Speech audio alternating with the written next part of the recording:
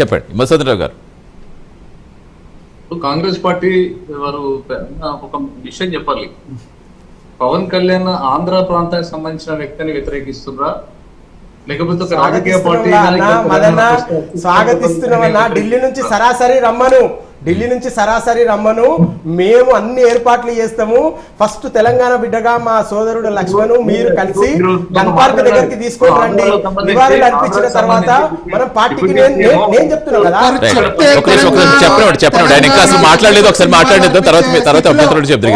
మధు గారు మధు గారు కాదు లక్ష్మణ్ గారు నగేష్ గారు ఒక నిమిషం అలా కాదు, ముందు ఆయనకి వాయిస్ ఇద్దాం, ఒకసారి ఆయన వాయిస్ ఇద్దాం. అలా కాదు, వాయిస్ ఇద్దాం. అసలు కాదు మీరు చెప్తే చేయాల్సిన అవసరం లేదు. మాకు తెలుసు, నేను తెలంగాణ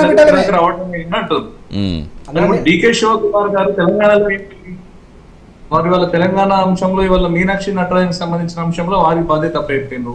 వారికి అక్కడ ఇప్పుడు చీఫ్ మినిస్టర్ ఆయన, వారు ఎందుకు వస్తుంది తెలంగాణకి?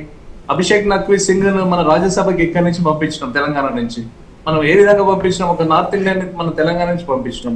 ఇవన్నీ పోనీంది. ఇవాళ ఆంధ్ర తెలంగాణ అంశం వచ్చిన సందర్భంలో మనము తెలంగాణకు వ్యతిరేకంగా పనిచేసినటువంటి కూడా ఎన్టీ రామారావు కావచ్చు, కాసు బ్రహ్మానంద రెడ్డికి సంబంధించిన పార్క్ పేరు మార్చడం కావచ్చు, రోషాకి సంబంధించినటువంటి విగ్రహాలు కావచ్చు, ఇవన్నీ వాళ్ళ కాంగ్రెస్ పార్టీ పెడుతుంది కదా. మరి కాంగ్రెస్ పార్టీ మరి ఏ కోణంలో పెడుతుంది? ఆంధ్రాకి సంబంధించినటువంటి నాయకుల ఫోటోలు ఏ విధంగా పెడుతుంది? ఇవి కూడా మరి మాట్లాడినటువంటి అవసరం వాళ్ళకి మిత్రుడు చెప్పాలి. తెలంగాణకు వ్యతిరేకంగా ఉన్నటువంటి చాలా మంది విగ్రహాలు కూడా పెడుతుంది.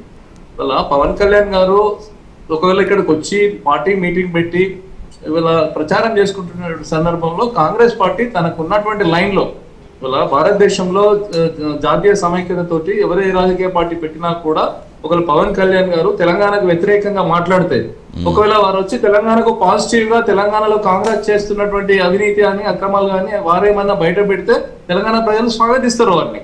ఒకవేళ తెలంగాణకు అగెనెస్ట్ గా వారేమన్నా మాట్లాడితే ఇక్కడ ప్రజలు చూసుకుంటారు కదా, ఇక్కడ ప్రజలు చూసుకుంటారు, రాజకీయ పార్టీలు గమనిస్తా ఉంటాయి. ఇక్కడ ప్రజలు న్యాయ నిర్ణేతలు చివరిగా ప్రజలు కదా, తెలంగాణ ప్రజలు కదా, కాంగ్రెస్ పార్టీ కాదు కదా. ఇక్కడ స్వేచ్ఛగా వారిని రానివ్వాలి, పోనివ్వాలి.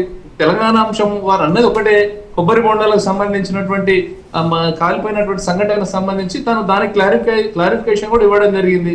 ఒక అంశాన్నే కదా మనం పెట్టి చూడాల్సినటువంటి పరిస్థితి వచ్చింది. కాబట్టి రాజకీయాల్లో ఇందిరాగాంధీ కూడా ఇక్కడ మన తెలంగాణ మెదక్ నుంచి పోటీ చేసింది, పివి నరసింహారావు గద్వాల నుంచి నంద్యాల నుంచి పోటీ చేసింది.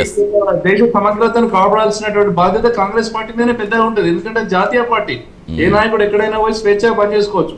ఒకవేళ నీకు తెలంగాణకు వ్యతిరేకమైనటువంటి భావజాలంగిక ప్రచారం, విష ప్రచారం వారు పవన్ కళ్యాణ్ గారు ఇట్లా ఏమైనా చేస్తే అప్పుడు మనం చర్చకు తావు ఇవ్వాలి, అప్పుడు మనం వ్యతిరేకించాల్సినటువంటి సందర్భం ఉంటుంది.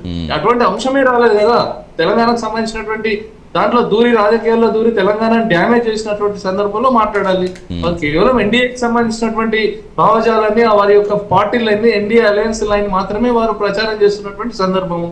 రేపు జిహెచ్ఎంసీ ఎలక్షన్స్ వస్తున్న సందర్భంలో కూడా వారి పొద్దున వారు ఎన్డీఏ అలయన్స్ లో వారు ఖచ్చితంగా ప్రచారానికి వస్తారు.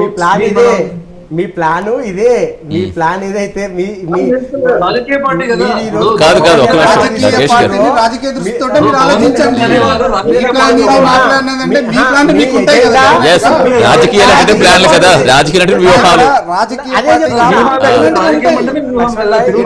కూటమి చేసిన పార్టీ ఎన్డీఏలో భాగస్వామ్యం. రాహుల్ గాంధీ రావట్లేదా? స్వేచ్ఛా స్వభావం ఉంది.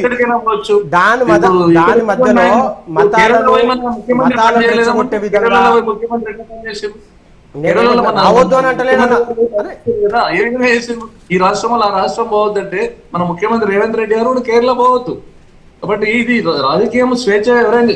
ఒకవేళ రేవంత్ రెడ్డి కాంగ్రెస్ పార్టీలో మరింత ఎక్కువ ఉంటుంది జనరల్ గా స్వేచ్ఛ అనేది, కానీ మీరే అలా మాట్లాడడం అనేది కొంచెం మరి ఆశ్చర్య కలిగించే విషయంగా ఉంది జనాలకి. అంటే ప్రాంతీయ పార్టీని విమర్శ చేసినట్టు అర్థం లేదు. ఇది కాంగ్రెస్ పార్టీ జాతీయ పార్టీ, జాతీయ భావాలు కలిగి ఉండాలి. అన్ని రాజకీయ పార్టీలను సమానంగా ఉండాలి. తెలంగాణ